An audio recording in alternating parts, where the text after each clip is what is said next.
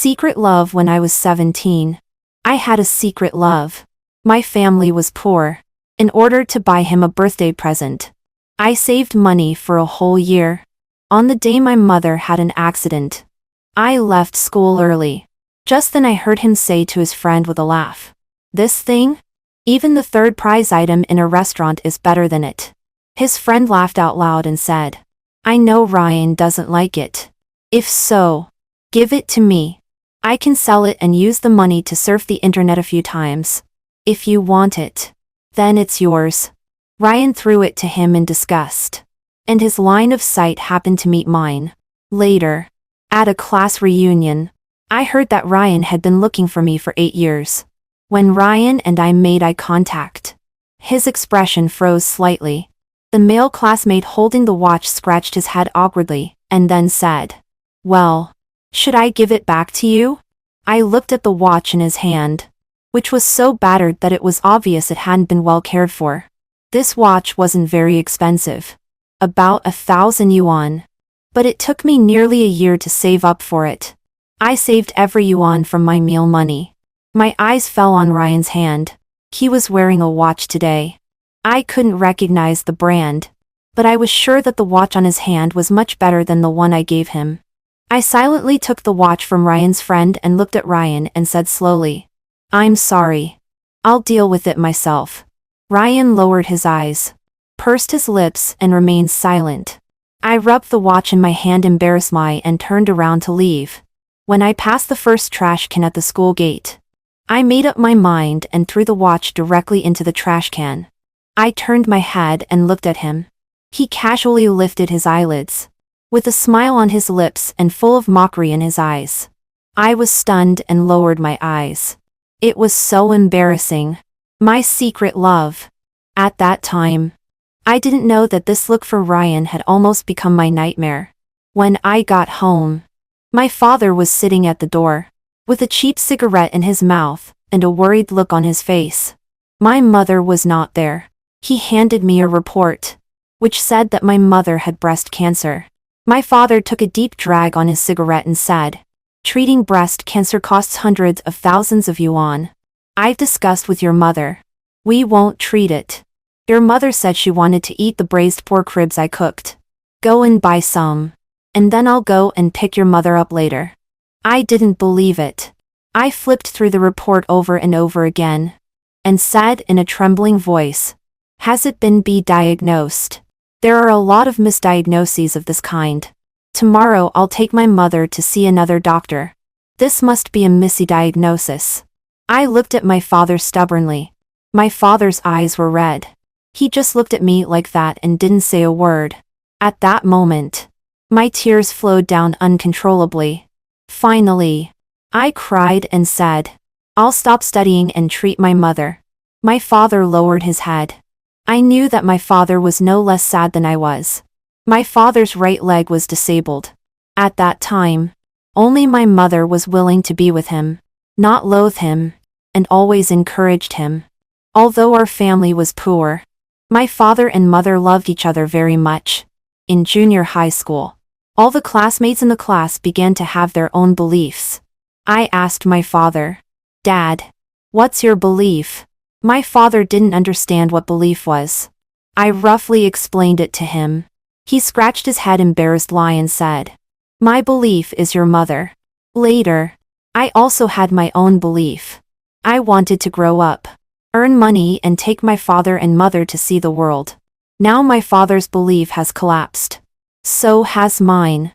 I held my father's hand and said to myself, "I'll stop studying and go to work. Let's go to Beijing to treat my mother." My father smoked and didn't say a word, but I had already made up my mind. I asked my father to pick up my mother, and then I packed my things and went to Beijing. I myself went back to school. It started to rain when I was halfway there. The pedestrians on the road were in a hurry, all trying to get to their destinations before the rain got heavier. Only at this time did I dare to cry. The rain and my tears mixed together. When I got to school, there were almost no people there. I reached out towards the dirty trash can. The stinky and pungent smell kept rising. I rummaged through it several times, But my watch was still not there. I bit my lip and wanted to slap myself for throwing the watch away at that time. If I sold it, I could get several hundred yuan. I searched for several hours and rummaged through every piece of garbage in the trash can. But there was no watch. I walked home in a daze. By this time, there were hardly any people on the street. The rain was so heavy that it hurt a little when it hit my body. When I got home, my father hadn't come back yet. The usually warm home now felt so cold to me. I waited and waited. Finally, someone came to tell me in a hurry. Your father and mother jumped into the river. That year, I was in senior 3. I lost both of my parents and became an orphan. 8 years have passed, and I still can't forget what happened that day. I sat up on the bed and pressed the phone to turn it on. I found it was just dawn. I softly called out Dad. Mom. In the empty room with a sense of grievance. As usual, there was no response. I lowered my head. In the past 8 years, they haven't come to see me even once. In my dreams, there was only Ryan with a smile on his lips, a teasing look in his eyes. And he asked me with a laugh, "Do you have any self-respect?" Doris. Every time I shouted loudly that I had self-respect, the dream would end. I can't fall asleep anymore. So I simply get up and start packing things. After numbly arranging my parents' funerals back then, I left that place. I went to a new city and worked part-time while studying. Having to study and work at the same time was really tough. But I dare not let myself stop. Once I stop, I just want to cry. I went to the hospital. The doctor said I had moderate depression and needed someone to help me get out of that day. But there is no such person. I've been away for years. In recent years, I have increasingly wanted to go back and see the river where my parents jumped. I want to jump in and ask why they were so cruel. I'm really tired. Anyway, I'm going to go back. I don't reject those classmates from my class back then anymore. So when the monitor asked if I would go to the class reunion, I was the first one to say yes. I haven't spoken in the group for years. I've also deleted all my classmates, including Ryan. I bought the earliest high-speed train ticket. I was in a very relaxed mood. In the past 8 years, no day has been more relaxing than now. I admired the beautiful scenery outside the window and talked with the young couple in the adjacent seats with a smile. The girl said, "Sister, you don't know. It was so difficult for me to court him back then. He had so many girls chasing him. But I persisted for 2 years. Now I'm going to take him to meet my parents." Sister, are you so happy because you're also going home? I think the wind on the way to meet parents is sweet. I was silent for a while, then forced a smile and said, "Yes. I'm also going home. Going home. To see my parents." I said the latter words very softly, so that only I could hear them. But this sentence pleased me. I will be able to see my parents soon. I was humming a song all the way. After getting off the high-speed train, I went directly to the place booked by the monitor. When I arrived, most of the people had already come. As soon as I entered, it became instantly quiet inside. I sat down near the door on my own. I put away the smile on my face. The monitor pushed his glasses and broke the silence. "Doris, you're here?" I nodded. Jade, a girl who used to be at odds with me, sneered and said, "Well, isn't this the most difficult to invite, Doris? The top student? Seeing your face makes me lose my appetite. Someone should remind Ryan not to come today." No one knew the reason why I dropped out of school back then. But I liked Ryan. And they all knew that I gave him gifts. The girl sitting next to Jade pulled Jade. The monitor also frowned and said, "Say less. Ryan has been looking for Doris for 8 years. If you tell him, he will only be happy." Jade burst out laughing and said, "Ryan is kind-hearted. Who knows that one has to apologize even if they don't like someone? Looking for her for 8 years is just to apologize to Doris. Is it wrong not to like someone? Everyone knows that Doris transferred schools because Ryan embarrassed her. You make it sound like Ryan liked her. Doesn't Ryan have someone he likes? I heard that she is a rich and beautiful girl. Except for being good-looking. What is so special about Doris? Her disabled father? Her extremely poor family? Enough. The more Jade talked, the more excessive she became. And the others all frowned. I stood up. There was no anger on my face. I won't have dinner. You don't need to worry about losing your appetite. I just came to see everyone. Now that I've seen them, I'll leave. After saying this, I opened the door and walked out. The monitor chased after me. He held my hand and looked serious. Ryan has really been looking for you for 8 years. Won't you wait for him? Ryan's appearance emerged in my mind. He was very handsome and his eyes were very beautiful. But when he looked at me, there was no trace of emotion in his eyes. And a mocking smile played on his lips. I shook my head and said with a smile, I'm in a hurry. When you see him, help me say sorry. Really. Very sorry. The monitor froze on the spot. After leaving, I bought a lot of joss paper. I burned a great amount in front of my parents' graves. So much that it couldn't be used up in 100 years. After burning the paper, I went home and took a look. Dust had settled everywhere in the house. I didn't clean up or touch the things in the house. I stayed at the door for a while. It was already completely dark. There were no lights in the countryside. I turned on my mobile phone and saw that it was almost 11 o'clock. I took a taxi to Jinjiang. Jinjiang was very calm at night. Occasionally, a few motorcycles passed by on the street. All of them were delivery men. I pulled my suitcase and stopped at the bridge. No one noticed me because I was pulling a suitcase. They all thought that I was tired from walking and was taking a break at the bridge. I waited until 12 o'clock. There was no one passing by around me anymore.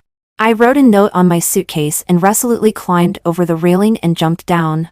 At the moment of jumping, I don't know if I misheard, but I heard Ryan's voice. Damn it. Don't jump. Doris.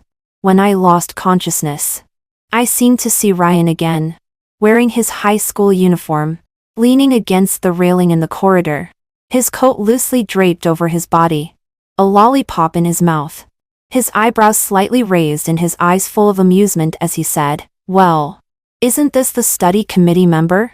In the first year of high school, I had heard of Ryan. The girls in the class would talk about Ryan every day. Because Ryan was really handsome. He was fair-skinned. His facial features were sharp and clear. His eye-tails were long. And when he smiled, he looked even more charming, wild and flamboyant. When we were divided into classes in Senior 2, Ryan and I were assigned to the same class. And he sat behind me. After class, there were always a bunch of people gathering around behind me, chattering noisily. I had never been surrounded by so many people before, and I wasn't used to it. So I pretended to go out to get water with a full water cup. In fact, I hid beside the back door. Then, I heard them talking about me. You say what's on the head teacher's mind. He clearly knows that Ryan likes beautiful girls. But among the girls around, there is only the study committee member. The head teacher is so cruel. Everyone knows how many pretty girls Ryan dated in Senior 1. Now it's not that Ryan is not allowed to be in contact with girls, but there is only the study committee member here. To be honest, Ryan, I've never seen such a frumpy person as the study committee member, who still wears small square framed glasses these days. Her bangs are thick and long, and she wears her school uniform neatly. She looks too much like an old pedant. Ryan, you can't be interested in her, right? After this sentence was said, there was a burst of laughter around. Fuck you. This was what Ryan said. His voice was husky during the voice-changing period, but it sounded very nice. Then, he sneered and said softly, Am I, Ryan, that undiscriminating? I was slightly stunned. Looking at my whitish shoes and school pants, I suddenly felt a bit embarrassed. I lowered my head and didn't quietly return to my seat until they had finished this topic. During breaks, My seat never seemed to be mine. There were always girls coming to find Ryan nonstop. Ryan always welcomed them all.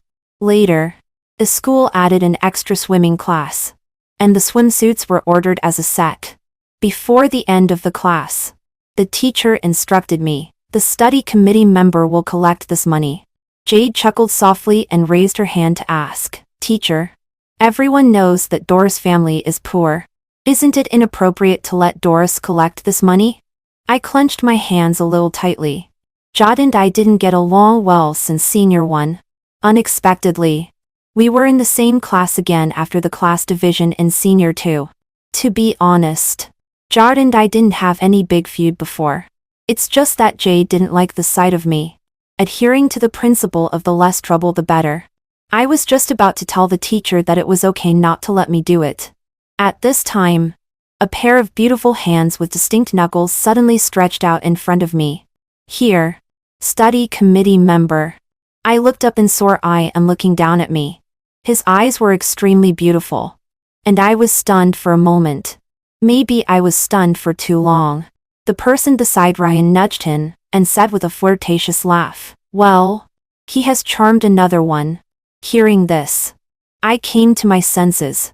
But Ryan suddenly bent down close to me. My pupils dilated. He smiled roguishly and said softly in my ear, "I know I'm handsome, but study committee member, you're not my type." I lowered my eyes, took the money from his hand, then turned around to look at him, nodded and said softly, "I know." Ryan was stunned for a moment, then raised his eyebrows and said, "Good. Study hard. Study committee member." After that, Ryan straightened up and left the classroom while tossing a basketball. The others in the class didn't hear what Ryan and I had said. They only knew that Ryan seemed to be very nice to me. So they all gave me the money.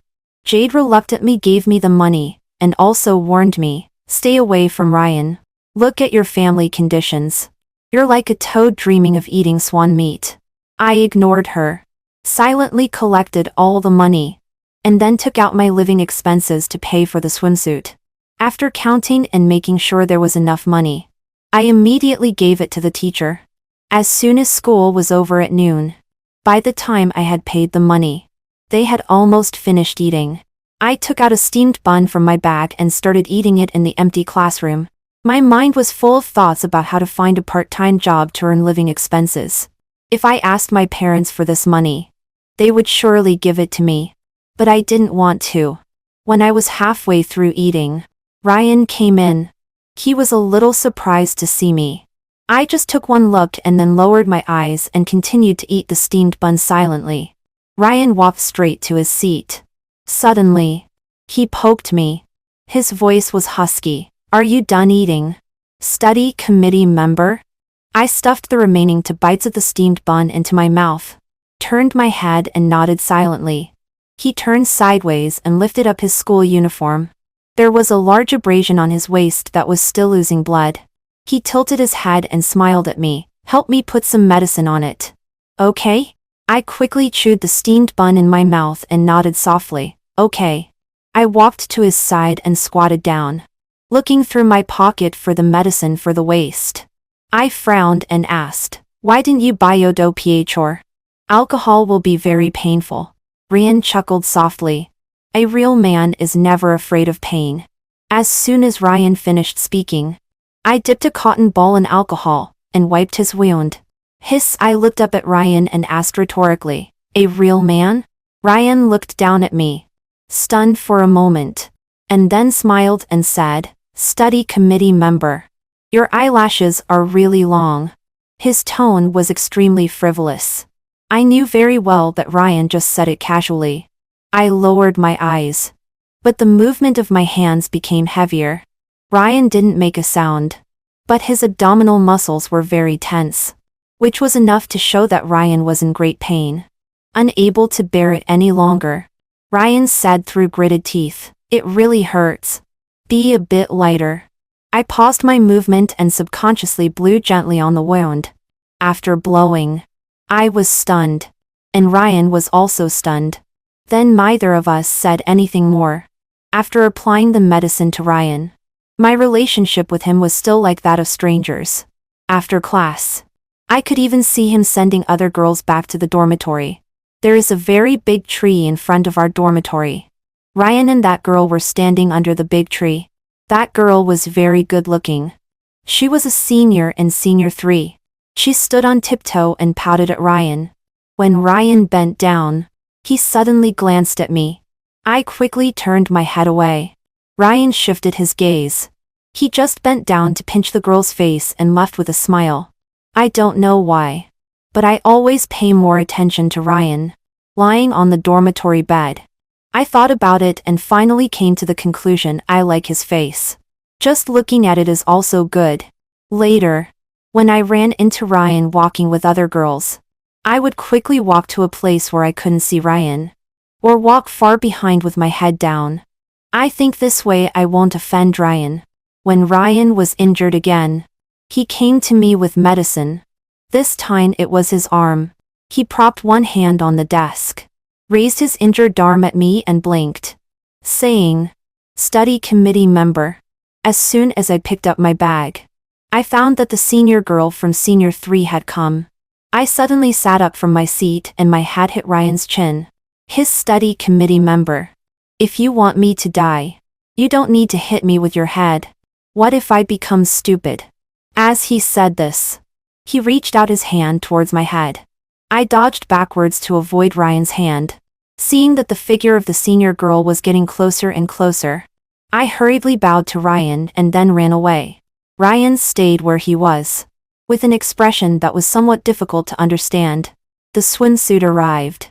The first class in the afternoon was a swimming class. Everyone changed into their swimsuits. I had never worn such revealing clothes before, so I put a coat over my swimsuit. Hey, damn it. Ryan has long legs. Hearing this voice, I turned my head to look around. Then that voice rang out again, full of surprise. Damn it. It's actually the study committee member. I just realized that they were talking about me, and I nervously tugged at my clothes. My eyes met Ryan's, and I subconsciously looked Ryan up and down. The swimsuit was very tight, showing his clearly defined abdominal muscles, broad shoulders and a narrow waist. A typical inverted triangle figure. But he seemed a little unhappy. I lowered my head. Also, Ryan doesn't like me, and he probably doesn't like me looking at him either. When gathering, the teacher saw me wearing glasses and frowned, saying, "Didn't you go to get prescription goggles? How can you swim like this? Don't you have any common sense?" Jade laughed and said, "Teacher, you are right. Her father is lame. Her mother didn't even graduate from primary school. And the family is so poor that it's a question whether they can have enough to eat. Teacher, how can she know that she needs to get prescription goggles for swimming?"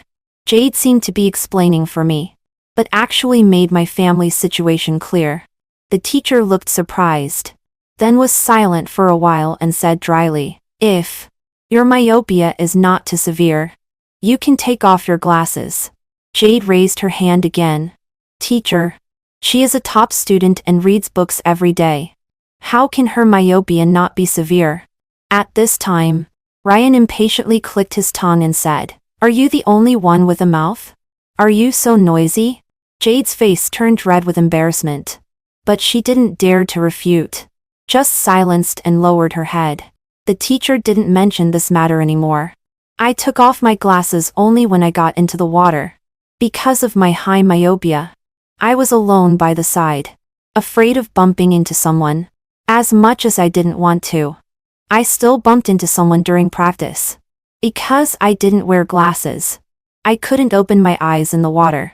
So when I emerged from the water, the first thing I saw was a set of abdominal muscles. I quickly apologized. "Sorry. Are you okay?" After apologizing, I moved my eyes up to see who it was. My eyes met a face with a faint smile. "Study committee member?" My eyes widened, and I lost my balance and sank directly into the water. At this time, a hand lifted me up. I gasped for breath, looking at the blurry Ryan in front of me, my chest heaving. Ryan got closer, and carefully looked at my face.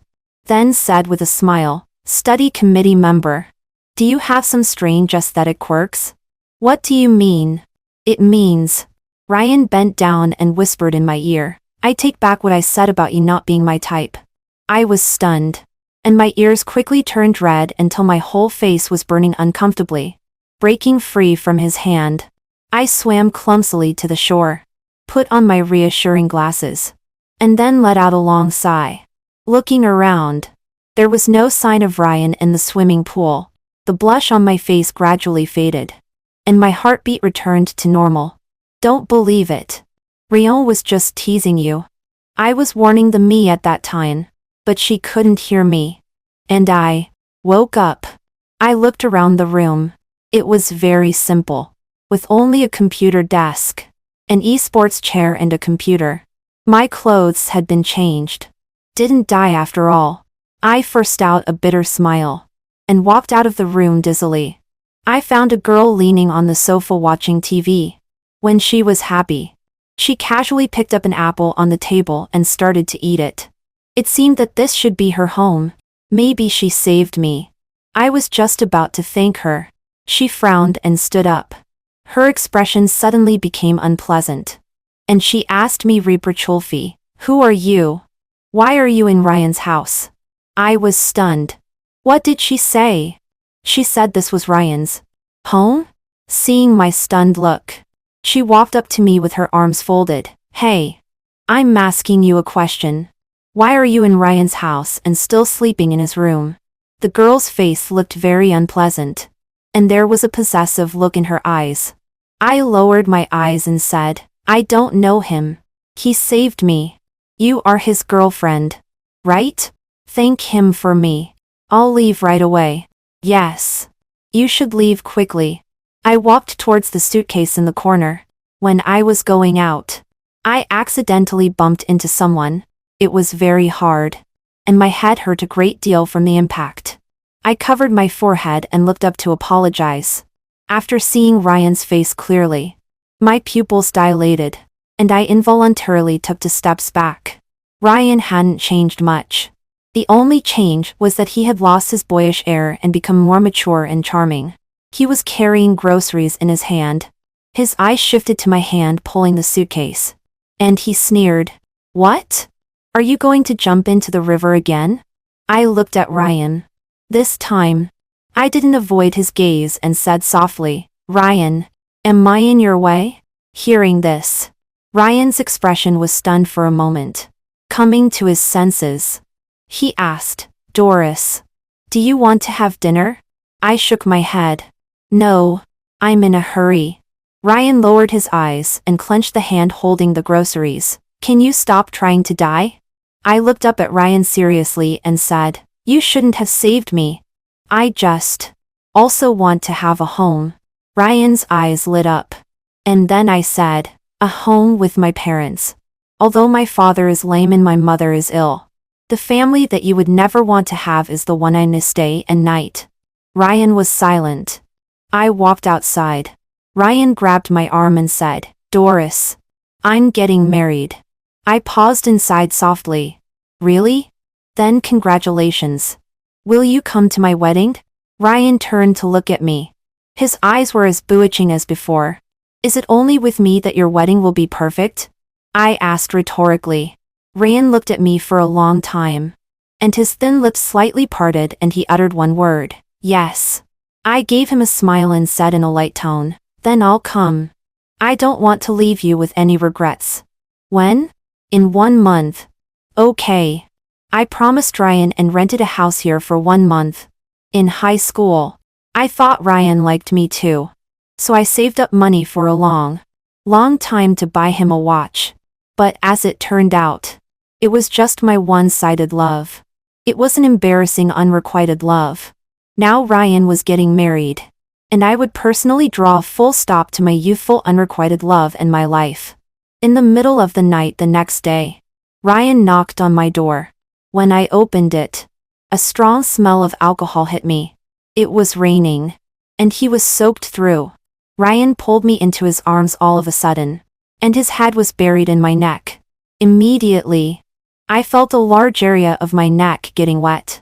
Ryan turned his head and whispered in my ear, "Doris, I've been looking for you for 8 years. But you haven't revealed any information at all. Do you hate me?" Ryan's tone was a little aggrieved, and his words were a bit slurred. I turned my head aside and said, "Ryan, you're drunk." Ryan stood up straight and took out a watch. I was slightly stunned. This was the watch that I threw into the trash can back then. "I found it. Don't throw it away again." I lowered my head and said softly, "It's not something valuable. Don't keep it." Ryan's breathing became a little heavier.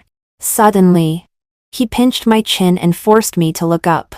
His eyes were filled with strong possessiveness. The next moment, his keys landed heavily. His voice was low and hoarse, accompanied by indistinct words. "Doris, I regret it. I shouldn't have been jealous." I widened my eyes.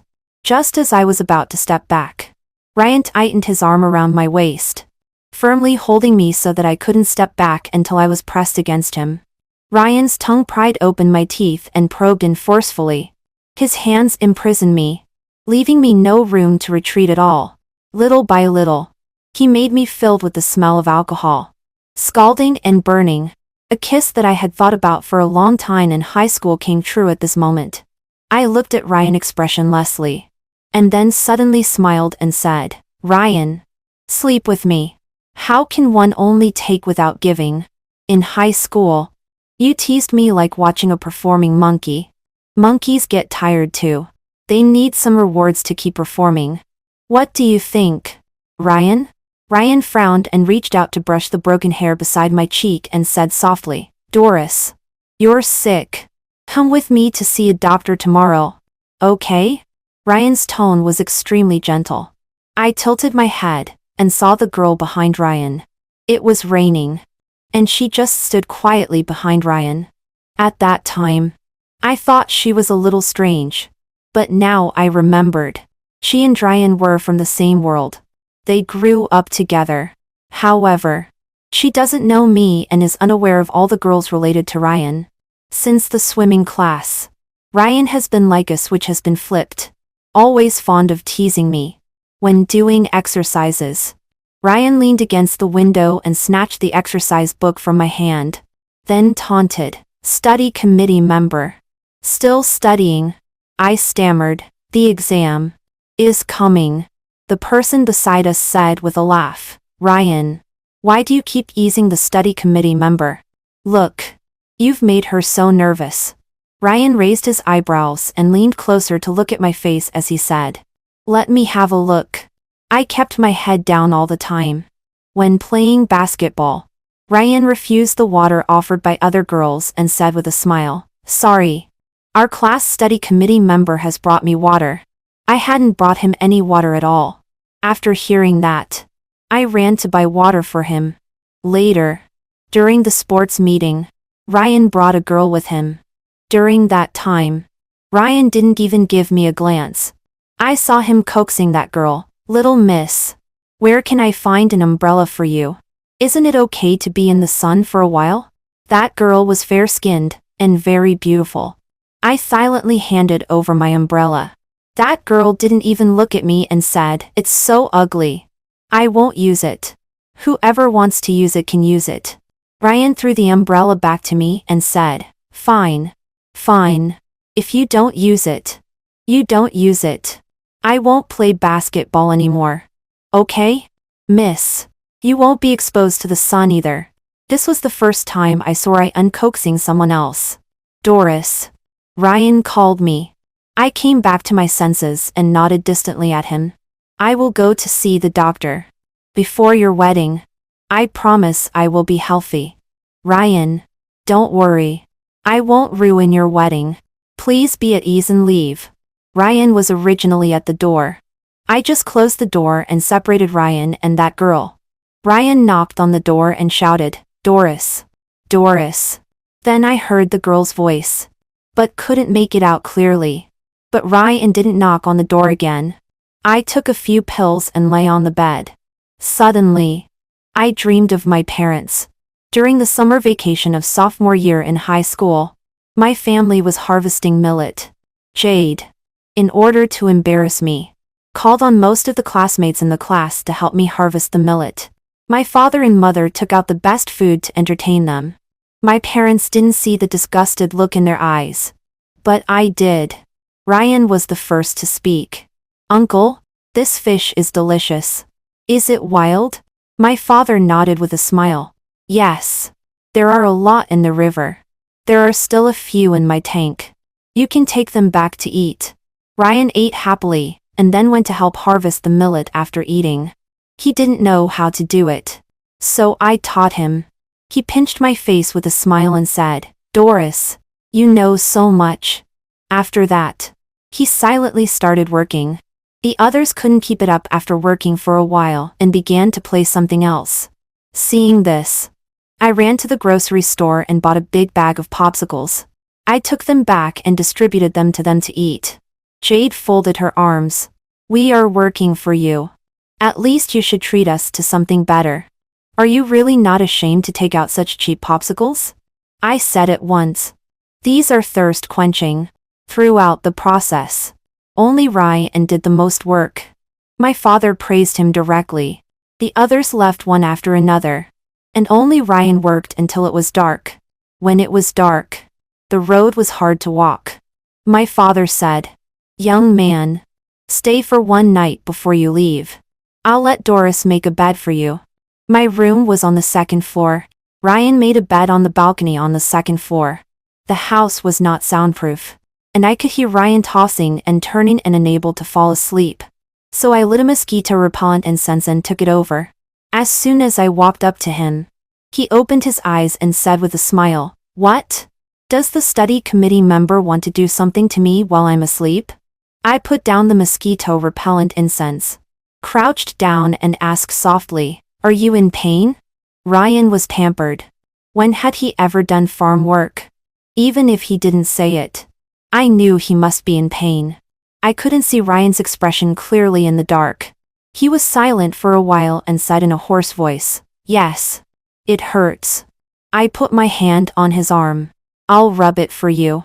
It will be okay once it's rubbed loose." I silently rubbed Ryan's arm and felt that his body temperature was getting higher and higher. I asked, "Are you hot?" He coughed softly twice and said, "No. I'm not hot." Study committee member. You are really good at rubbing. I feel much better. After a while of silence, I thanked him. "Ryan, thank you today. If it weren't for you, my parents and I would still have to harvest for many days." Suddenly, Ryan put one hand on the back of my head and pushed me down a little. All I could see clearly were his eyes, with a burning look in them. He asked, "Can I have a kiss?" I was stunned but nodded. After I nodded, it was Ryan's turn to be stunned. He let go of his hand and said, "I was joking." I didn't stop what I was doing with my hands and just said, At the beginning of Senior 3, Ryan was a bit cold towards me. I had already started saving money at that time. I thought it was to repay Ryan for his help. Because I had good grades, people often came to me to ask questions. There was a person named Jay who could come to me 7 or 8 times a day. When Ryan passed by, he smiled in a strange way and said, "Jay, do you regard the study committee member as a free teacher?" Then he bent down and looked at me and said, "Doris, you can get rich by this." His tone was a bit sarcastic. I frowned, not knowing where I had offended him. But I didn't say anything. It was not until I gave Ryan the watch I bought with the money I had saved for a long time. I heard Ryan's words when I left early that day. Then I realized that Ryan seemed to have never looked up to me. He treated me like teasing a kitten or a puppy. When he was happy, he would tease me. When he was unhappy, he would leave me aside. There was no real affection at all. After getting up, I went to the hospital. The doctor asked me, "What's the situation?" I said, "I was diagnosed with moderate depression before." The doctor let out a long sigh and said, "Moderate. Still controllable. Let's do another check." I nodded and took the examination form, but suddenly changed my mind halfway. So I left. As soon as I walked out of the hospital, I met Ryan waiting at the hospital entrance. He walked towards me and asked, "Have you had the examination? What medicine did the doctor prescribe?" I was a bit annoyed, but still smiled and lied. "I've done everything. The doctor said I was in a very good state." Ryan frowned. "Doris, do you know? When you lie, your eyes are extremely focused." I stopped smiling and raised my eyes and asked, "Ryan, do you like me? You are so concerned about me. Does your girlfriend know?" I was not afraid that Ryan would mock me when I could ask this question. But Ryan's answer was completely unexpected to me. He took out a cigarette, lit it, took a puff, and said with a smile, "Yes, I like you." Ryan's voice exploded in my ears. I was only shocked for a second, and then said with a smile, "I don't like you. Ryan, I know. I'm chasing you." Ryan stubbed out the cigarette in his hand. "Then die with me, Ryan." I stood still waiting for Ryan's answer. He looked at me for a long time. So long that I lost my patience. Just as I turned my head, Ryan's voice came from behind. He said, "Okay." Then he took my hand and asked, "How do you want to die? Jump into the river? Or jump off the building?" I was silent.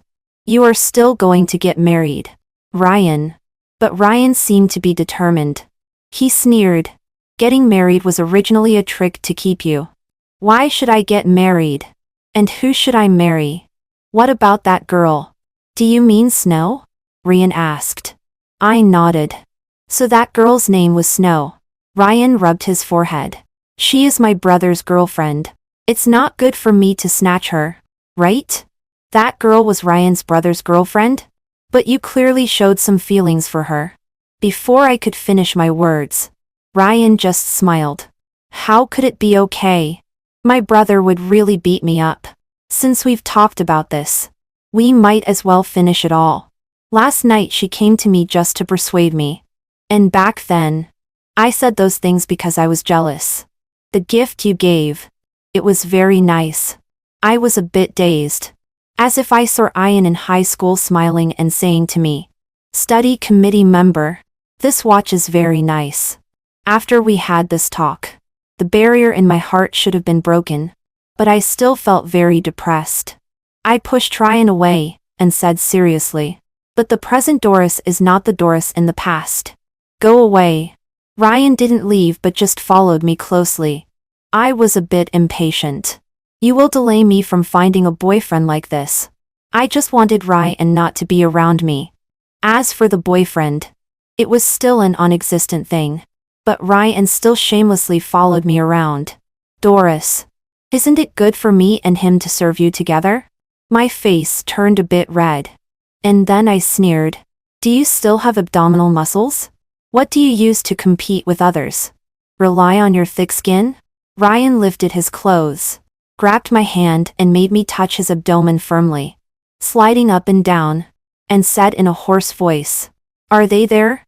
Touch more." I wanted to withdraw my hand, but Ryan didn't allow it, and even pulled my hand down further. He smiled at me and leaned close to my ear and said, "I wanted to do this when we first went swimming." Ryan was becoming more and more shameless. Every day he accompanied me and took me to a lot of out-of-the-way places. But there was one common feature. That is, they were all places for worship. "When did you start believing in these? And you believe in quite a variety." He grinned and said, "Well, I hope they will all bless you." I was stunned. Ryan pestered me like this for a year. And finally I compromised and quickly got the marriage certificate with him. Ryan's parents didn't care about this at all. Ryan smiled and said to me, "They are used to it. Since we were young, neither my brother nor I have been taken care of by them. They just give us some money and food." Only then did I know that Ryan's parents' relationship was very bad.